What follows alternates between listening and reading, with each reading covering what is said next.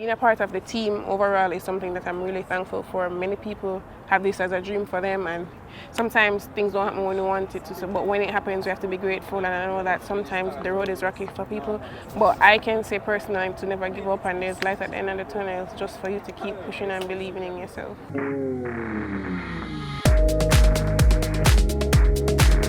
Alana feels that coming here to your first Olympics, even though it's as an alternate participant, feels like a blessing more than anything else. Right. How have you, in terms of taking in the experience? I still think that I haven't come together to accept everything as yet. Probably when the opening ceremony starts, I'll accept everything. But so far, it's been a good journey for me. It's something that was on the top of my goal list for this year, and to see that it came through is something that teaches me and it pushes me to continue working and to never stop chasing my dreams. And I hope this, for me and for other people that are younger than me, can look up to me and know that, hey, if I can do it, then you can do it. And it's just for you to believe in yourself, trust God, just trust your coach or whoever, attends to you in training, and to know that anything you believe you can achieve is just for you to work towards it.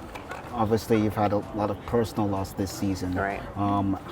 How has been in terms of the rallying group behind you to make sure to get you through that, obviously? Well, I have to say a great thank you to my parents, and especially the persons in my community and a few members on this Jamaica team that have really been there for me. As I say, I really have days when I'm down, but nevertheless, they always check on me to make sure that I eat and everything is well. And I have to really give God thanks at the end of the day, because I know that this is what my uncle would want for me. So for me to come and give up is something that I know he would not want.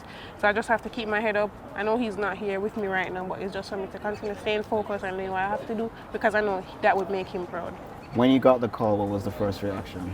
When I got the call, I was literally eating and I just fell, and Jaden Hibbert and Jaleel were the ones that were there for me, especially Janelle Bromfield. She was there for me as well, and they were like, hey, what's happening? And when I explained it to them, like, I couldn't move. I was in the hotel lobby for about 3 hours sitting just crying, and everybody was like, are you crying about the race or something happened? When I told them, I just could not move. I had to book a flight maybe like 3 days later to go back home, because as I said, he died in my house and he was like a father to me. So I really had to go back home because my little brother was traumatized, my grandmother, my mother, and there was nothing that I could really do, and I felt like a part of me was gone. So I really needed to go home.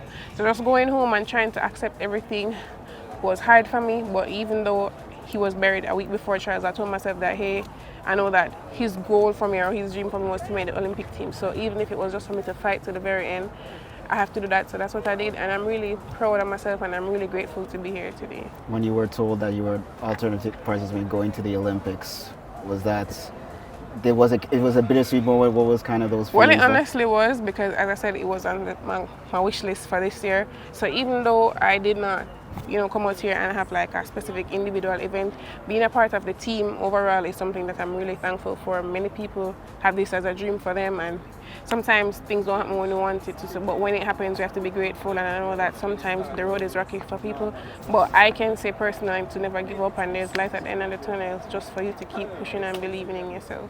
Obviously you're going through your paces just to make sure that you stay ready if you're needed. Right.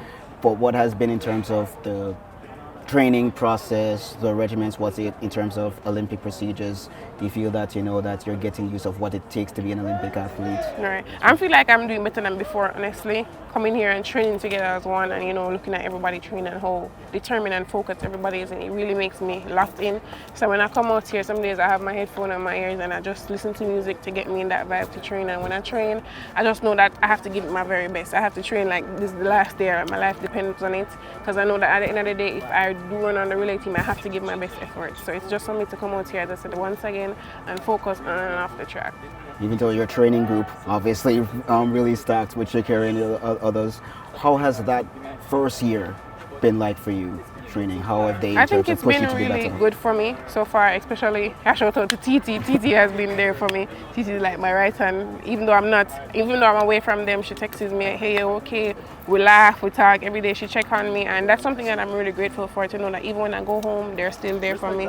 They text me, they call me, they do everything that they can. So it's just something that I'm really, really grateful for.